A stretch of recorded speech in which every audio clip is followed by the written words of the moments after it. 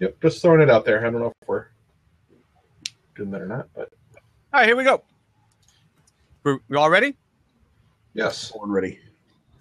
From the Fans Talk Podcast family at fanstalkpodcast.com, this is episode 286 of Fans Talk Pro Wrestling and was recorded on Tuesday, October 6th, 2015. With us tonight is everyone's favorite hyena, Nick. Say hello, Nick. Howdy, Garvin. And, of course, back at it again, it's Joe. Say hello, Joe. Oh my God, where can I find a nap? We've missed you, man. We've missed you. You had like 3 weeks off, dude. You had plenty of time to nap. Oh yeah, that's it. Yeah, it's not like you've been doing anything. Yeah, no kidding. No, for those of you in Radio Land giving us a listen, the reason I missed 3 weeks ago was because my wife went into we got sent to the hospital on Monday night, and at 7:16 p.m. on the 15th of September, my son Xander was born. So those of you who guessed boy, cool on you. And I don't know if you guys wagered dates, but there you go. We have our first male infant joining the FTPW family. Yes. So I've been dealing with him. I almost missed getting into the show today because I was feeding him and trying to get some food in my belly. And man, for a little thing that doesn't do a whole lot, man, they keep you up. Yeah, he just lays there for me. I know, and he's been good for you. He's good for his godfather. He's not with Dad. He's just like, hey, Dad, fuck you, Dad. I decided I'm pissed. So there you go. Great. All right, baby. This isn't wrestling with baby. No, but I guess it's better than talking about WWE. So anyways, my name is Garvin. This week on FTPW, we're going to preview NXT Takeover Respect. We're going to cover the full card and give our predictions on what should be, realistically, a really, really great event. This episode of FTPW has been brought to you by our friends over on Patreon. As we've said just about every single episode, if you enjoy the series, you want to see it continue, then step up and join the Squared Circle of Trust. For as little as $1 a month, you're going to help us cover the cost of recording, hosting, and distributing our episodes. And you'll also keep us motivated to keep coming back to talk wrestling with you. You can head on over to fanstalkpodcast.com right now. Click the big green button and subscribe today. Let your voices be heard. All right, so obviously, the big thing that we're going to be talking about this episode is NXT TakeOver Respect. It is tomorrow night. I believe it's going to be a 2.5-hour event starting at 7:30 with a little kickoff show. We've got 6 matches on the card, and I really can't see it expanding past that. But we've got the 2 semifinals matches for the Dusty Rhodes Tag Team Classics, plus the 2 winners from those 2 matches will then face off in the finals.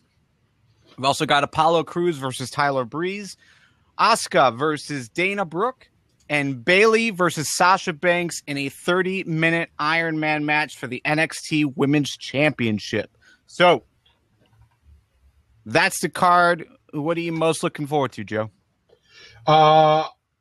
As much as I love tag team wrestling, I have to go with the Bayley versus Sasha 30-minute Iron Woman match.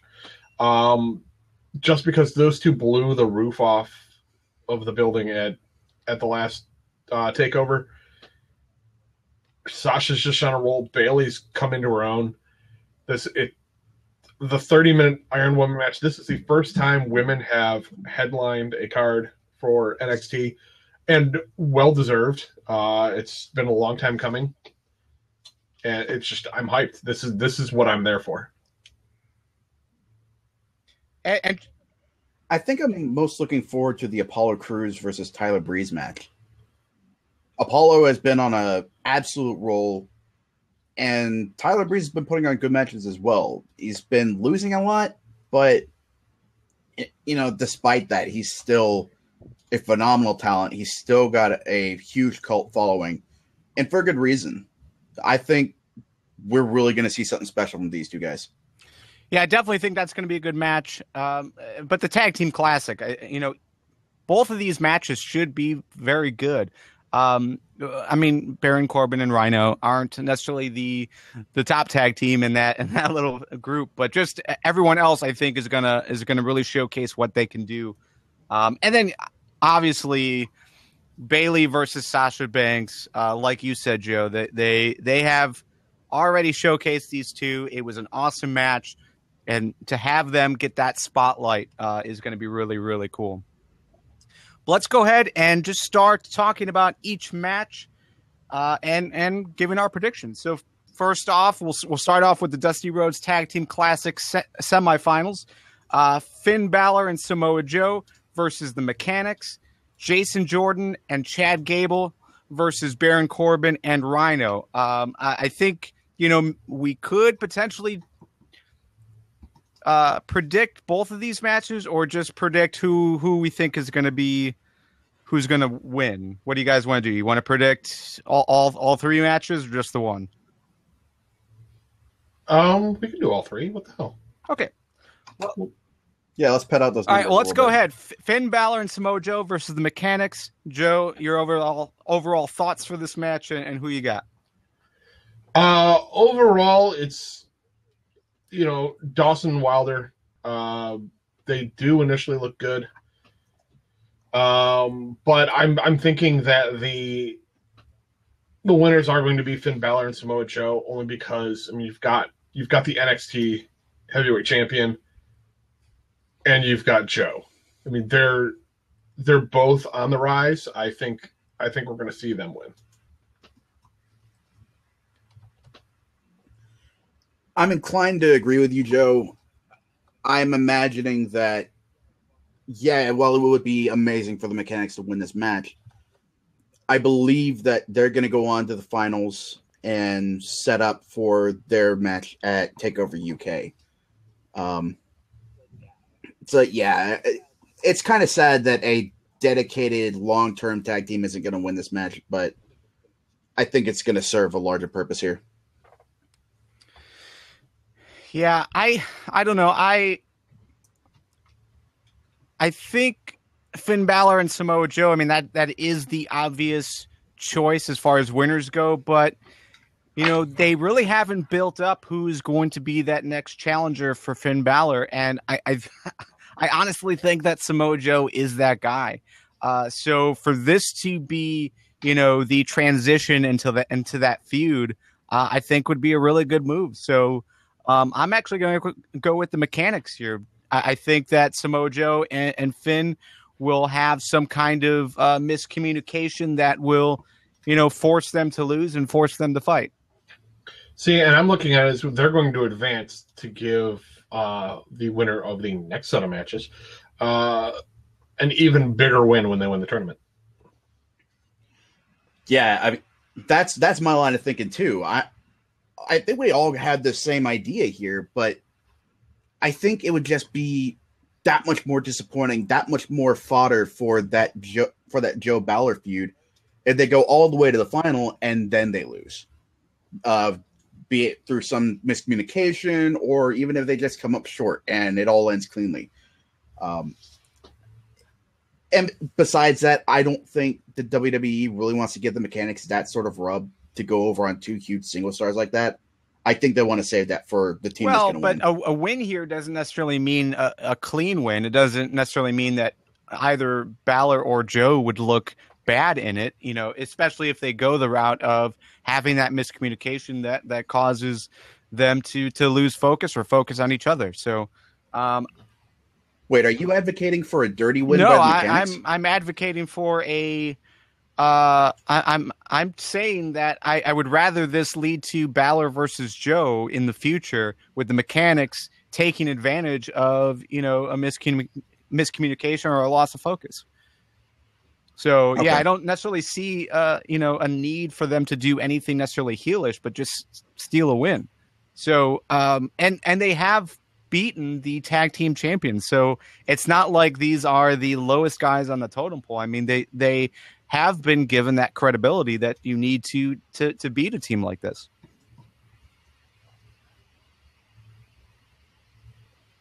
live chat is pointing out that Finn and Joe that they are the only faces in this whole thing. So, for them to be removed, then you remove like that alignment thing. So basically, you're going to, no matter what, get a heel versus heel in that match, in that final. So there is that potential, and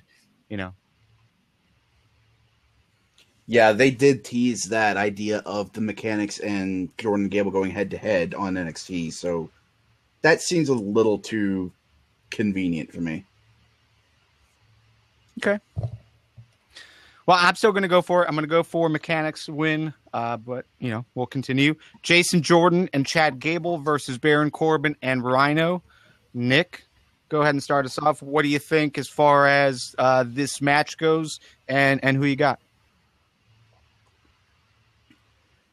I'm excited that Jordan and Gable have made it this far, and I think they're going to keep on going.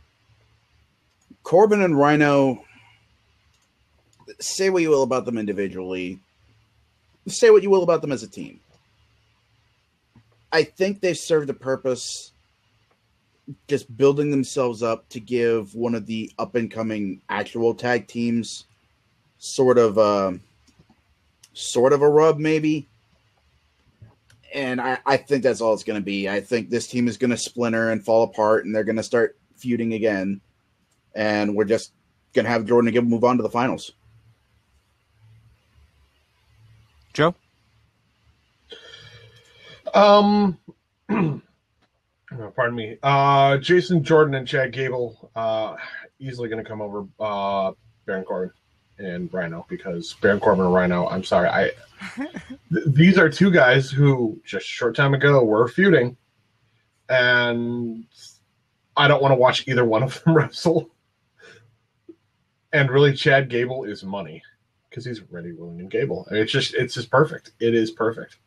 So I can't wait to see them go up against Balor and Joe in the finals. Okay. I'm also going to go with Jason Jordan, Chad Gable. I think they're the better team. I mean, you're exactly right, Joe. I mean, they were just feuding as far as Baron Corbin and Rhino, so it doesn't even make sense that they're even a tag team at this point. But yeah, I don't want them even close to the finals. I think you got to get rid of them now. And Jason Jordan and Chad Gable, they are, a good future for the tag team division. So I'm all for that. So that's who I'm going to go for. Okay. Woot. Well, let's go right into the Tag Team Classic Finals. We've got some votes for Finn Balor and Samoa Joe, Jason Jordan and Chad Gable, as well as the Mechanics. So who wins? Who takes home the whatever? Is it a trophy? I imagine they'll get some sort of trophy. Some kind of prize. It's going to be awarded by Goldust and Cody Rhodes. So there's that. This is Cody Rhodes coming out of retirement for one night only to be in an NXT ring. So yeah, who takes home the prize? Joe? Jordan and Gable. They're hitting on all cylinders. They're entertaining. They're an up and coming team, and this will give them a big push. They're doing great work. They're winning the Dusty Rhodes Classic. And I'm completely in line with that. I think we're going to see Joe and Balor ultimately fail to take the Classic. I think that's going to be what drives the feud going forward. And we're going to see Jordan and Gable eventually angle for a title shot. Okay. I'm in full agreement. I definitely like the team of Jason Jordan, Chad Gable. If it is Finn Balor and Samoa Joe that advance to the finals, they need to break that off so that we get a feud for the NXT Championship, and I'd love to see Samoa Joe in that role. And then the Mechanics, yeah, I just don't see them winning it all.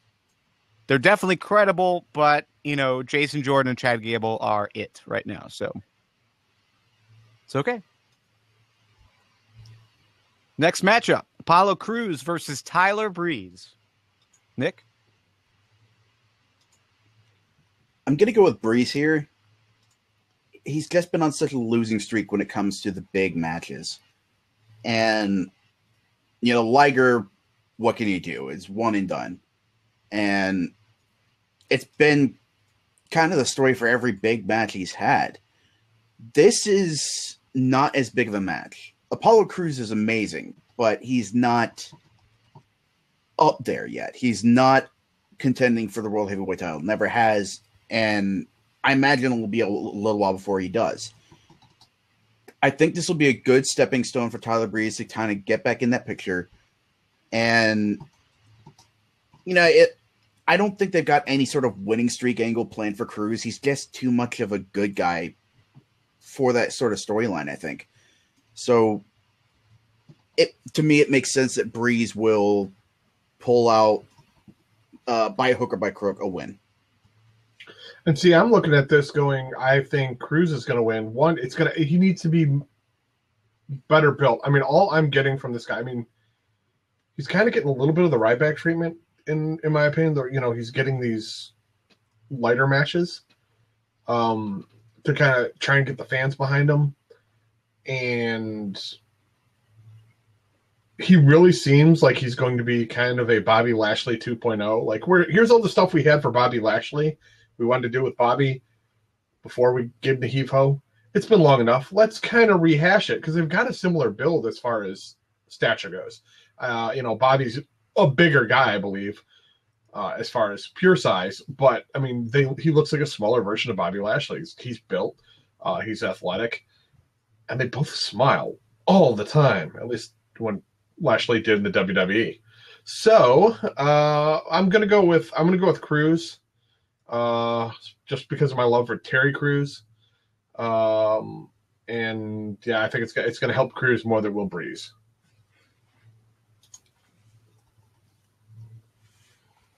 Okay. Yeah, I don't know, guys. I'm kind of stunned at the way that Tyler Breeze, his whole trend has changed as of late. He was in the top title picture for a while.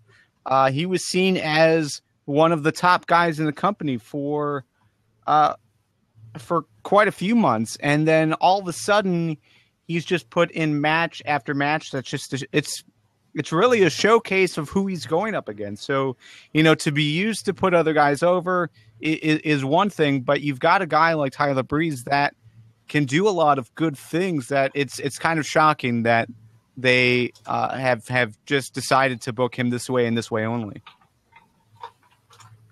It's a hazard of having that sort of influx of big indie names come in, especially since Triple H took such a shine to them. And Tyler Breeze has been in the system for years now, and he's only relatively recently made a name for himself. So, yeah, it sucks, but, yeah, it's understandable. All right, so the live chat over on Mixler is basically going to go with Apollo Crews for the win. And yeah, I don't really see any reason not to give Apollo Crews the win. I wouldn't necessarily say that he's got the Ryback treatment, Joe. I think he's got the every large guy that has lots of muscles treatment. And the last guy to get that opening thing like that was Ryback.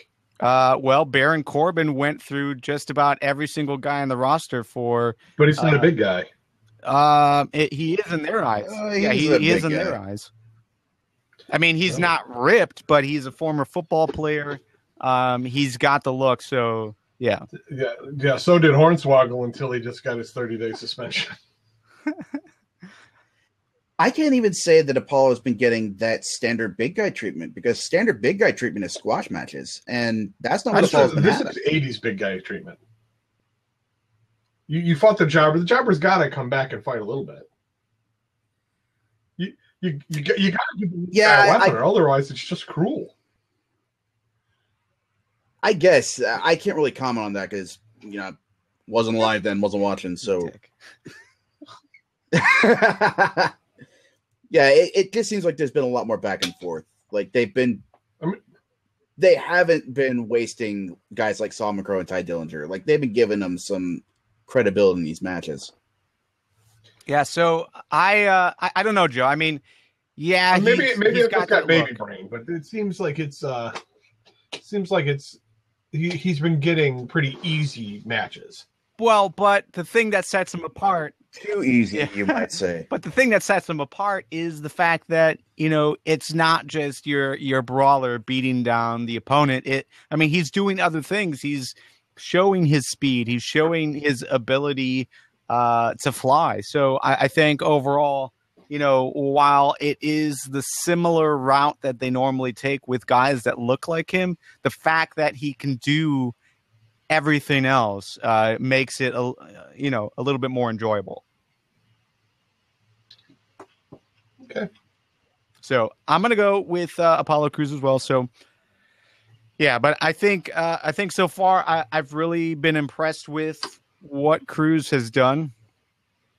He looks awesome. I mean, I can't necessarily see him staying on the NXT roster for too long. Vince is going to find him soon enough. And then, yeah, he'll probably be that dominant brawler that's all he does. Asuka debuts, and she's going against Dana Brooke. Asuka, I don't know a whole lot about. I've seen some of the video packages that WWE has done. I've seen some animated GIFs over on Reddit, and she is not your typical WWE wrestler. She is, to me at least, unlike anyone else that I think we've ever seen, especially on the women's roster. She's just brutal, stiff kicks, suplexes. She does a lot of things that I don't think we've really seen from a women's wrestler in a long time, if at all, if it ever. So my look at her, because I've only seen the video packages. Nick, you probably have more comprehensive knowledge, but she seems like a cross between, like if you took Tajiri but pumped him up full a little bit of ODB. You got the stiff kicks. She's a little more bulkier than your standard woman wrestler, which is where I kind of get that ODB feel. That's purely the body mass index kind of thing going on there. But like, I'm excited. I can't wait to see how this style mixes in with everything else that the WWE's tried to do in NXT for the women. It's definitely a clash against the styles of like Bayley or Sasha. It's a completely different style. I'm very excited to see this. Yeah, I've been waiting for this for a while now. I have seen matches of hers on YouTube, and it's almost like if you took Daniel Bryan and Hideo Itami and they did the fusion dance. Like, this is who I forgot about Itami. Incredible striker. Yeah, like incredible striker, incredible submission wrestler, and she's got amazing psychology too. It's almost a little bit of a waste to have her face Dana Brooke in her opening contest, because, you know, Dana's okay, but until she came to NXT, she was a fitness competitor. She's a model, and you know, she's nowhere near that sort of level yet. I really think they should have had her face Emma first, because at least she wrestled before she came to NXT. She's a good submission wrestler. And that would have been an amazing contest. I think if they really wanted to show what she could do in the ring, put her up against Eva Marie. Somebody would die in that ring. Either Kana would kill her, or I don't know, Eva Marie would botch something in freak accident. But yeah, I'm expecting good things. I don't think it'll be a squash match, because, you know, Emma and Dana Brooke are the dominant force in NXT right now. kind of like the Ascension War with Hideo Itami. It's very similar introductions in a lot of respects. But I think they want to make sure Dana comes out looking at least somewhat decent as a heel. But Kana's going to kick the shit out of her. Kana's going to break someone. Yeah, I'm totally looking forward to this match. I mean, it's not going to be a squash match like you said, Nick. But it is going to be a good match. It's going to be a good debut. I'm really excited to see what Asuka can do. If they'll have her tone it down at all in an NXT ring. But yeah, I don't think so, given the video packages they've shown and that little video Regal played for Dana and Emma. Which that was weird because like he just held up a laptop and all we heard were loud grunts and That's yells. because it could be done in post. Yeah, I wish they had cut to a video package where she was doing the or side by side routine, you know, and just flash back to Dana and Emma just. There's just a lot of a timing thing for the crew when they go to actually put that package together. Well, they're there to learn. Yeah, it they was got to just learn weird sometime. because like they played it first so that we could see their reactions, and then we saw the video. But yeah, a side by side or like a back and forth would have been perfect there. So, but yeah, I'm gonna go with Asuka winning as well. I don't see any reason not to book it that way. But yeah, seeing what she could do against an Emma, I think would be very cool. Even Bailey, I mean, anyone else on the roster, I think would give her a good match. Eva Marino, but Carmella probably not. But you know, there is a lot of good competition there. So I'm definitely excited.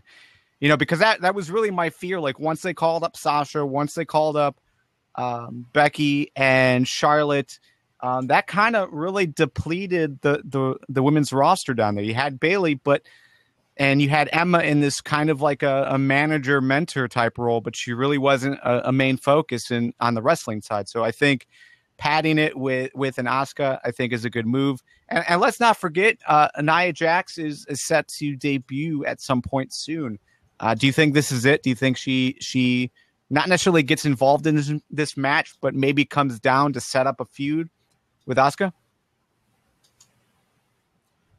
That'd be a bad move, I think. I think you need to make Nia Jax her own thing on her own night, especially given the bloodline there. As a matter of fact, I don't think the WWE would settle for anything less.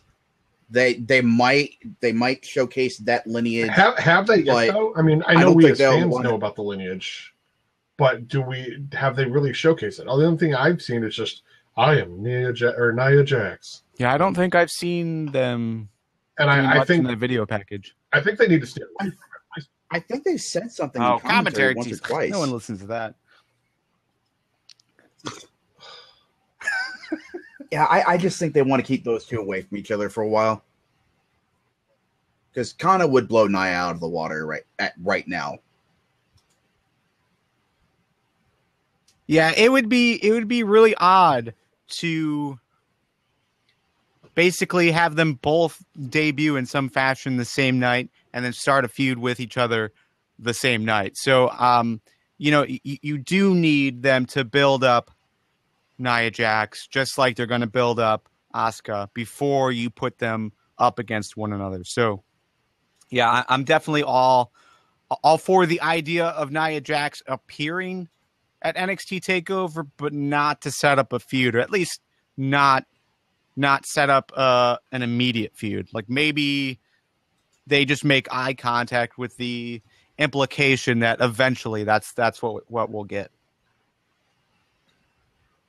Even that, I think. Yeah, let them. Much. I mean, if you're bringing in, essentially, this is making it the debut. You'd be making the debut of two people, and essentially putting them into a feud together. That's real quick. Flat out, I don't think Nia Jax is showing up on Respect because we've already got two women's matches. Oh, she can make an appearance. I mean, if anything, I think it's going to be a backstage thing. Kind of like, hey, I'm Dolph Ziggler. I don't Hey, What Dolph. else is there? Where she. You remember those skits, right? Yeah. The segments. Yes, I do. I mean, Nick's probably too young, but I mean, it was only what 4 years ago.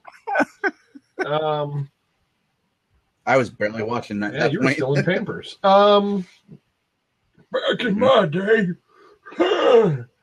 But yeah, no, I you're right, Nick. It's a little too much, and I don't think that they need to put her in a feud with another new person. They need to establish Nia Jax and Asuka with feuds with other competitors. I mean, if you want, team them together against, let's say, Dana Brooke and Emma, right, or something like that. But and that's the only thing I would do if you were going to do anything with Nia. But there is the opportunity. There are no buts. You're done. There is the opportunity to still have her show up, just not against Asuka. Because we've got Bayley versus Sasha Banks, just like you alluded to, Joe. The 30-minute Iron Man match for the NXT Women's Championship. But does that come across as something how they did the Samoa Joe thing? He debuted at the end of a takeover after the main event to stare people down. Is it too much of a rehash of that kind of thing? I think it would be seen as a pale imitation of that because the NXT fans knew who Joe was. Joe has a long and storied career. Nia Jax does not. And also, fuck your segue, Garvin. Ha. That's fine. That's fine. But no, I just I think Nia would probably be best used the following episode of NXT, and give Sasha and Bayley their spot in the spotlight. So you basically want Nia Jax to get the debut on Raw treatment. Well, the Apollo Cruz treatment where she gets squash matches, or the Ryback treatment, which is more accurate. I didn't say that. I just want to see her debut on another night. Okay. Well, anyways, Bayley versus Sasha Banks. What do you guys think about this rematch? Are you looking forward to it? And who you got, Nick? To be honest, I'm a little nervous because it's the first ever Iron Woman match. Women's matches in NXT, these big ones for TakeOver, they tend to go about 20 minutes or so. But, they already set such a high bar last time around. And to be honest, I don't know what Sasha and Bayley can do without just rehashing a lot of spots. Like, yeah, you're going to get your standard spots. Sasha's going to set Bayley up in the ropes in the corner and do that double knee stomp thing. Things like that. But I'm worried about, them having to do rest holds for a little while, or they start rehashing spots, or I don't know. It's just having this so close to that first match that they had. It seems like a little bit of a cash in, and it also seems like a little bit too much. With that said, it should be a good match at the very least. Even if it's just a straight carbon copy, just pulled out a little more of their last match, it's still going to be good. And I think Bayley is going to retain, and that'll be the last we see of Sasha. Did you ever feel this way when Charlotte versus Sasha happened, like every other week? Okay. I did. And it was, I understand why they did it, just because there's so much chemistry there, but, and the women's roster wasn't quite as full as it could have been, but yeah, they just had a tendency to over rely on the four horsewomen. Joe? Looking at the match, I'm excited. I'm excited for it. Garvin, you look like you're about ready to wet yourself. It's been a while since I've been on video with you guys, so I'm taking advantage. I'm glad. Hey!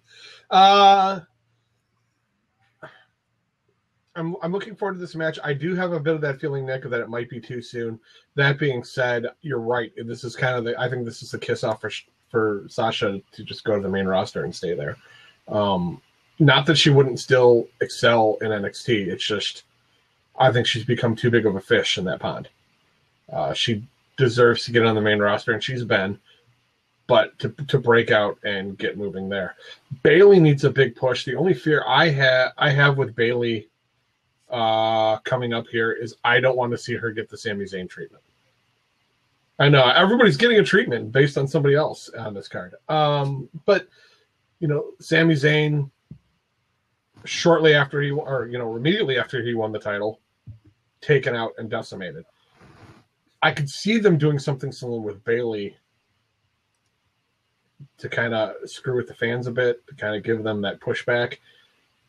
But I don't know. I want to see Bayley get a few more months in before she loses the title, or a few more super cards in. So if somebody were to attack her at the end of the match, like a Nia Jax or an Asuka or whoever, I would have a big problem with that. I want to see Bayley take this one, win it on her own, and just enjoy the moment even more so to further prove that this bitch is here. This bitch is in the spotlight, and I say that with love, not like, oh, women are bitches. No, it's purely I want to see her enjoy it and prove that she can be a badass.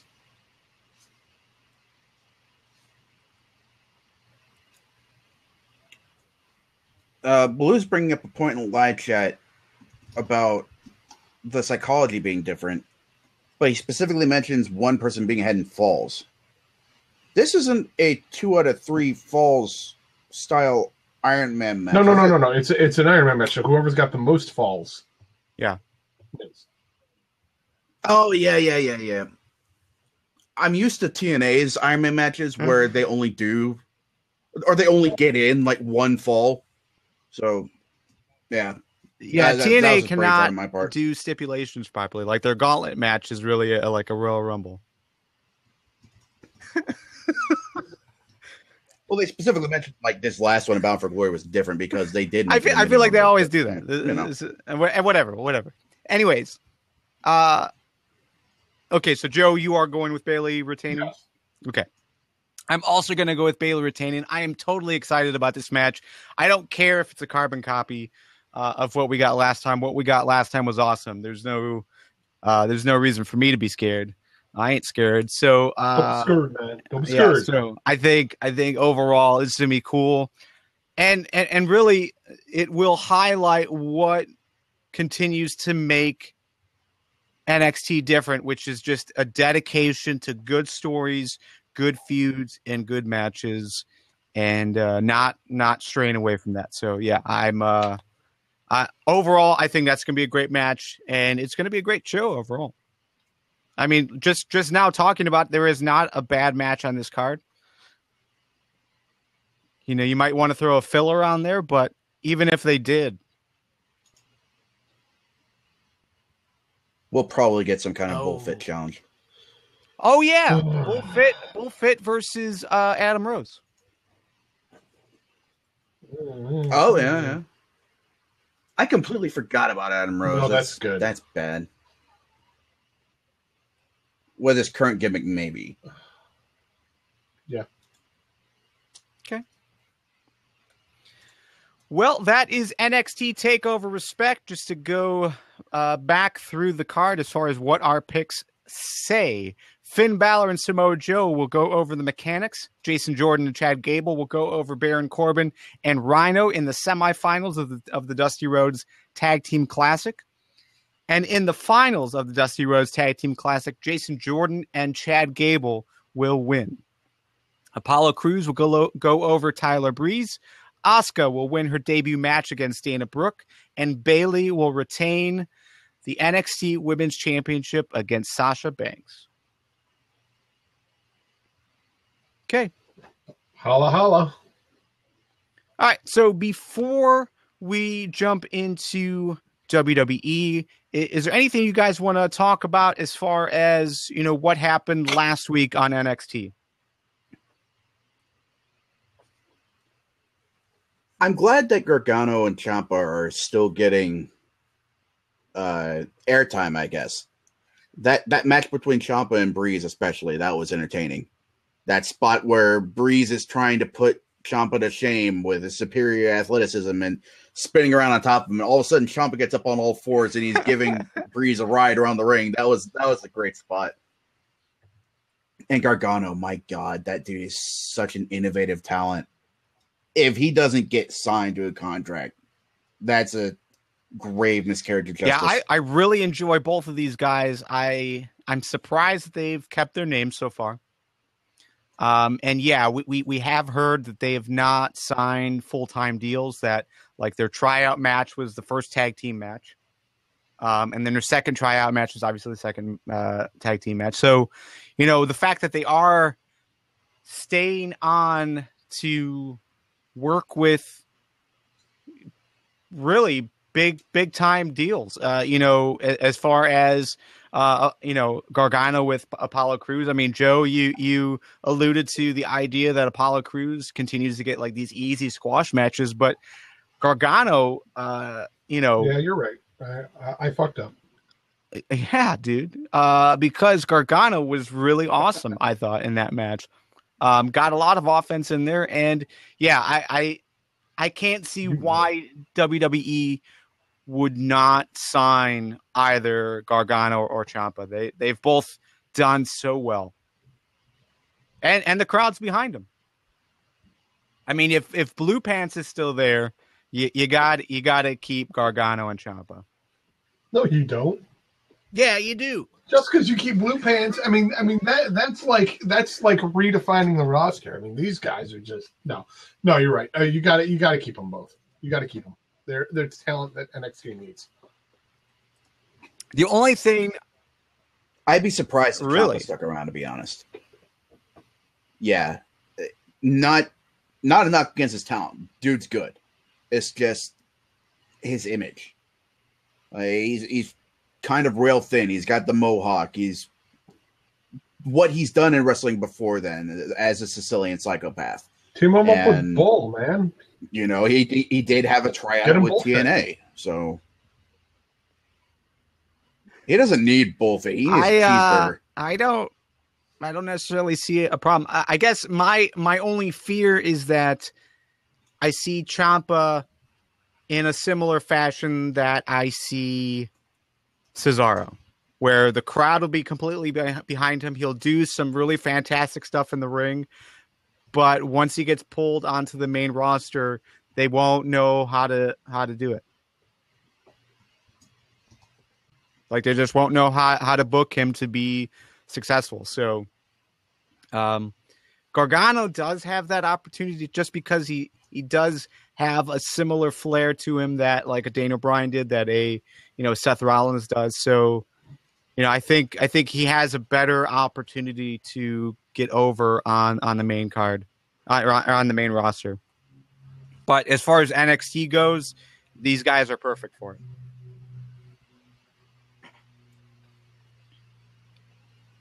The only other thing that I wanted to bring up was just Enzo and Cass. Once again, obviously they're not on the NXT Takeover Respect card.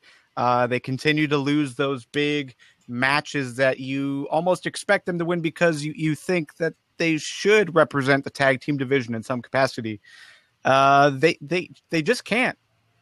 But I know we've talked about this before. I think specifically we talked about this, Nick, over on the Squared Circle of Trust, little bonus show that we did last week with Sean Walton. But we talked about just the idea of, Enzo and Cass, that maybe them being a tag team isn't the final direction that they're going to need to go before they really start doing stuff. Like, maybe they do need to pull Enzo out of that and just push Cass as your fighter and Enzo as the mouthpiece. Do you think that that's what they need to do? I don't think so. they've got a really solid tag team really solid gimmick as a tag team. We saw a little bit of what Cass could do on his own, and that was just by necessity when Enzo was hurt. But I think you're wasting Enzo if you're just using him as a mouthpiece, especially since they had him look fairly competent against Finn Balor, the top guy in the organization there. I don't think they would have done that if that was the ultimate goal, was to take Enzo out of action and just make him a manager. I'm thinking, I don't think, even if you took Cass and made him a singles guy, with Enzo as the mouthpiece, you don't lose anything that they have as a tag team. They still have that tandem reaction going on. I could see them doing pushing Big Cass and letting him get a little more color under his belt. While he's got the catchphrase, I think he does need a little more work on the mic. It's sometimes a little rough. Enzo's got that down. So I mean, it could help Cass, but they could go their separate ways, still being their own little faction, as you would. But if you will, but shut up, Pope. Oh, you motherfucker.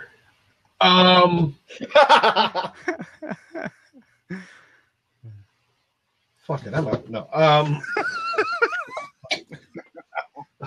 Come on, man. He's going to join the gauntlet match. No, but I think if anybody needs a mouthpiece, I think it's Carmella, because when she tries to talk, it is not good. Not good at all.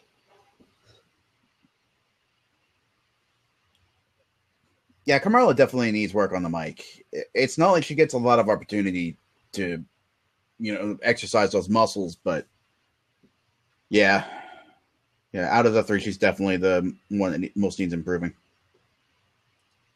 There's just not enough room for them on this card. Yeah, I don't know. She might not be good on the mic, but she is hot as hell.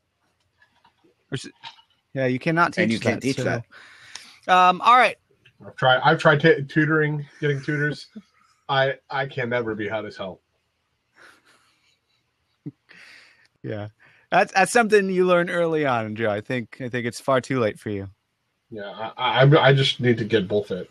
All right, so that is NXT for you. Awesome week, I thought, overall. NXT Takeover Respect is going to be happening live tomorrow night. If you're listening on Wednesday, definitely check it out. If you're watching live, we will be doing a live chat in the Squared Circle of Trust Slack community, so definitely join us for that. And we are going to be recording FTPW 287 directly after. Most likely we'll be streaming it live on Mixler. I doubt we'll do it on Blab just because I'm going to be really tired and I don't want my video up there. So, but we'll see. We're going to be doing something. But yeah, we're going to be recording a special edition of FTPW directly after NXT Takeover Respect tomorrow night, right after NXT Takeover. It's going to be really cool. And yeah. And if you're listening live, yes, it's tomorrow. NXT Takeover Respect is tomorrow. If you're listening on Wednesday, it's tonight. So yeah. If you're listening Thursday, why did you wait so long to listen to? This is the preview show, guys. All right. Yeah, you should wait just to go listen to the results show that's going to be recorded Wednesday night that you've already missed the live performance of. So, I mean, come on, get with the program. Anyways, so yeah, that was NXT. WWE obviously is continuing to push towards Hell in a Cell. It's going to be on October 25th. We're going to be previewing it on FTPW 288, which is just 2 weeks away. So far on the card, we've got Undertaker versus Brock Lesnar, Roman Reigns versus Bray Wyatt, Kane versus Seth Rollins for the WWE World Heavyweight Championship. And then also you've probably got New Day versus Dudley Boys in a third rematch to determine whether or not the Dudley Boys can win cleanly or lose cleanly, but we'll see. Yeah, they straight up booked that last night on Raw. So anything from WWE that you guys want to touch on before we go to win fail? D Sharp Designs in the Blab chat asks, so will Cena get a match or not? It is an interesting question, just because we have seen that Cena will be taking some time off. I mean, which of the New Day? I mean, the only New Day guy who hasn't challenged him has been Kofi, so we could get Kofi. Because, yeah, frankly, I'd bet on it. Cena Kofi at the PPV. I'd be down. Possibly be down. Yeah, it'd be weird, I think, because Xavier's only defended the tag team title with Big E once, and I think that was that at Beast in the East when Kofi was fighting Lesnar? Yeah. So it's not something you see all the time, but it's not exactly unprecedented. So it could happen that way. Regardless of who's facing him, I do think Cena will have an open challenge. I still dig this open challenge gimmick.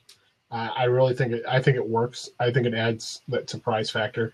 I love the fact that on Raw, Cena's waiting, he's getting ready, and all of a sudden we hear Ziggler's music, and like, this is going to be an awesome match. And then he doesn't come. To be honest, that's what made me tune out. I'm just saying that both guys can work. Say what you will about hating, about Cena sucks and, concussion Ziggler, but I think it would have been entertaining. I want to see. That's why I like the open challenge. I want to see more things mixed up like this. I want to see more heels versus heels, faces versus faces. Give us some reference points to cram down people's throats. Right. But I love the idea of things getting mixed up like that. That's one of the appeals of the Royal Rumble. Is you just don't see heel versus face. You see the entire mix, right. And that's really cool to me. To do it over a title and never know who's actually going to come out, it's fantastic. So, and even if they put it on Raw, the Kofi versus Cena, what if Cena goes out there and he makes a challenge, and then Brock Lesnar's music hits at Hell in a Cell? Yeah, or something. I'm just throwing it out there, or even on Raw. That would be cool. Like it would. Why would you put the U.S. title on Brock Lesnar or have him lose? I'm just saying these scenarios. It could be a count out thing. It could be a DQ thing. I'm just saying I love the spontaneity of the angle, and that would be spontaneous. Yeah, spontaneous. Some things that have been thrown out there as far as on the Mixler live chat. The possibility of maybe putting Dolph Ziggler versus Rusev versus Cena versus a Kofi or someone else representing the New Day. You've got that opportunity for Hell in a Cell. Maybe a 3-way, maybe a 4-way. D Sharp Designs in the Blab chats asks a question. Nick, you're probably going to be the one to answer this. Was the Ziggler Bella storyline on Total Divas at work? Are you still watching Total Divas? No, I stopped watching in season 3, but I can tell you it was because there's no way in hell Nikki's leaving John Cena's money. Maybe that's why he needs to take time off after Hell in a Cell. Yeah, the possibility of Ziggler and Nikki is clearly destroying him inside. For those of us who are not fortunate enough to know what the Total Divas storyline is between Ziggler and Nikki, Nick, go ahead and explain it for us. I don't fucking know. I told you I haven't watched since season 3. Nice try, though, Garv. I appreciate it. I know. Okay. So, basically what I guess they dated before, and Ziggler said like that she should drop Cena because he would give her the family and the kids if she wanted. And that was it. That's all I saw, but that was like their cliffhanger to end the season or something.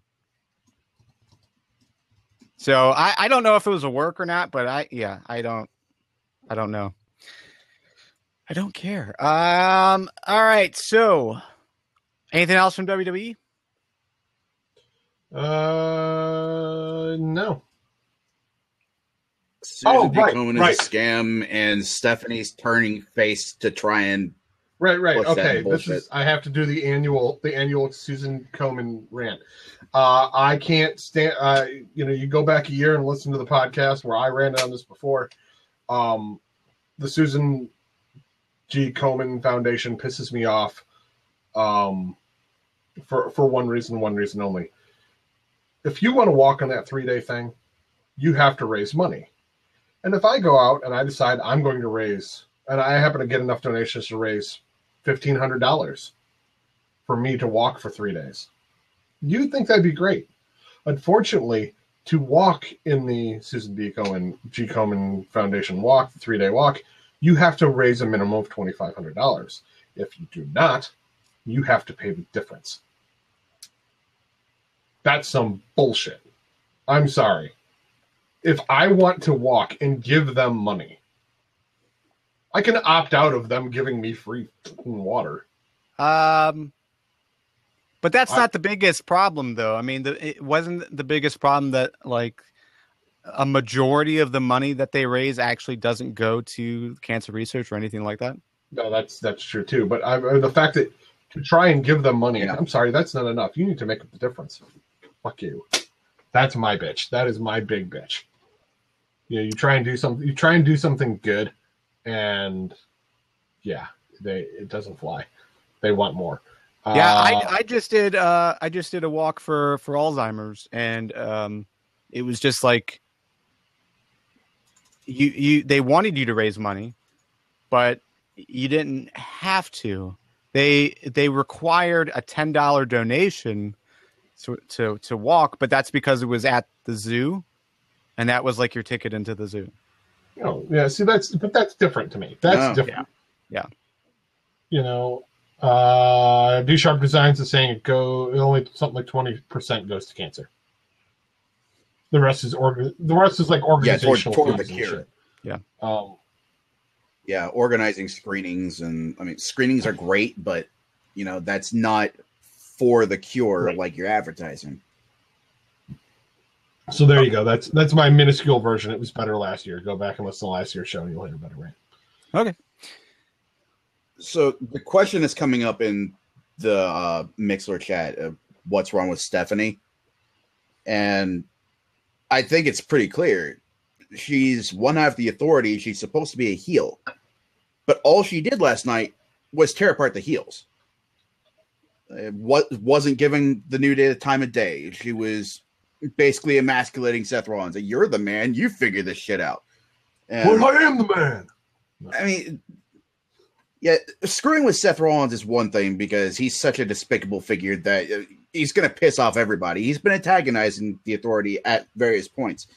But every heel, and she did this at the beginning of the quote-unquote Divas Revolution when she told the Bellas, fuck you, here's competition, that I'm basically betting on them to take the belt away from you. And this happens every time. Some heel gets too big for the britches, but instead of another wrestler organically coming about to dethrone them, it's Stephanie McMahon stepping in and saying, well, I have all the answers. Here's how I'm going to fix this. It's tired, it's old, it's really awkward, it's forced, and it's garbage. And like Diva Jill says, that was such an obvious shill for the Patriots. That such a cheap pop. That was stupid. So I feel like we've started win fail prematurely. Okay. Yeah, that was one of my fails. So let's take a pause right here. I just want to remind you that we definitely are asking for you to support us by going to patreon.com/fanstalk Every bit of the money that we do earn through that is going back towards the show as far as paying for hosting, paying for distribution. It's also motivating us to keep doing this each week. And it's not just for FTPW, it's for all the series that we do, including the very new series called Suburban Mysteries, which is a short story series written by Stephanie Tyler and performed by members of the Squared Circle of Trust. So definitely check it out if you haven't already, but join the Squared Circle of Trust today to help support the show. Now it's time for this week's Win Fail. For those joining the conversation for the first time, Win Fail is our chance to acknowledge both the best and worst things that happened this week in pro wrestling. Joe, what was your win of the week? My win of the week? My win of the week was New Day.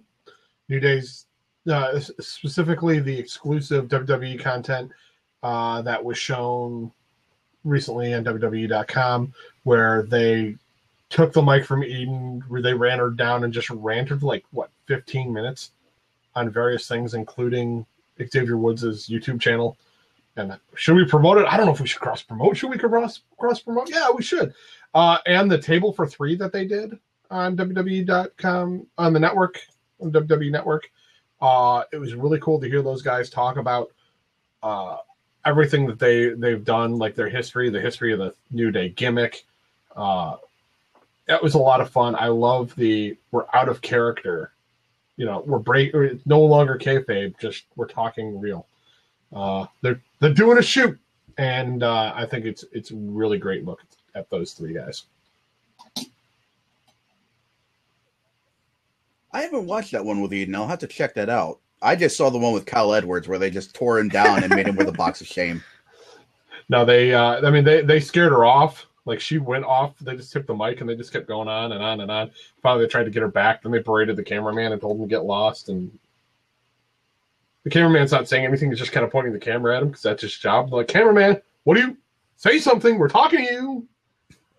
Brilliant. It just those guys right now can do nothing wrong. It's hilarious. Okay.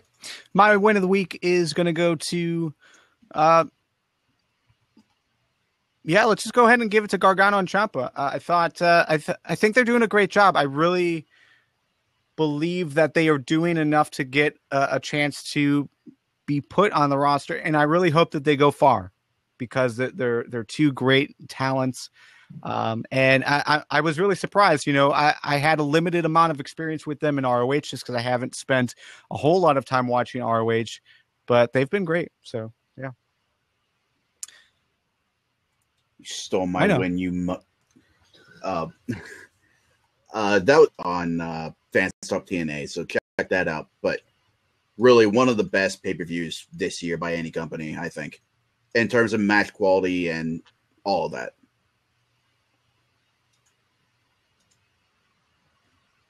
All right, so we got some wins from the live chat. Heyman's promo at the MSG special. Big Show going to Suplex City and New Day standing tall at the end of Raw. We've also got Kane's motivational posters. Kane in general is funny, and I want to also back that up. I think what they're doing with Kane right now is some of the best Kane stuff that I can remember. Really, some of the best stuff we've seen on WWE for a long time. So yeah, I'm totally down for that. Some more wins as far as Bound for Glory. And yeah, I think that's about it. So fails. Joe, what was your fail of the week? My fail of the week it's actually the previous 2 weeks of Raw. Nothing held my attention in those. It was pretty rough.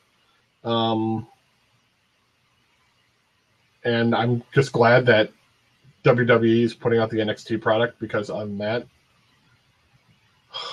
oh man, they'd have so much fail. It's been rough for being a wrestling fan watching WWE the last couple of weeks. So we're hopefully starting a little bit of an upturn here. Okay, Nick, your fail? Yeah, I already mentioned Steph on Raw. That was garbage.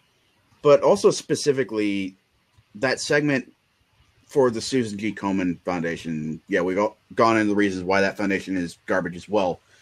But specifically, aside from Cena and Reigns standing in the ring, just having all the women front and center like that, and also up on stage, having all the divas front and center like the WWE thinks they matter. When you throw around the Divas Revolution hashtag all you want, you know they don't fucking matter like that. It's two-faced and it's stupid. And frankly, it's insulting to everyone involved.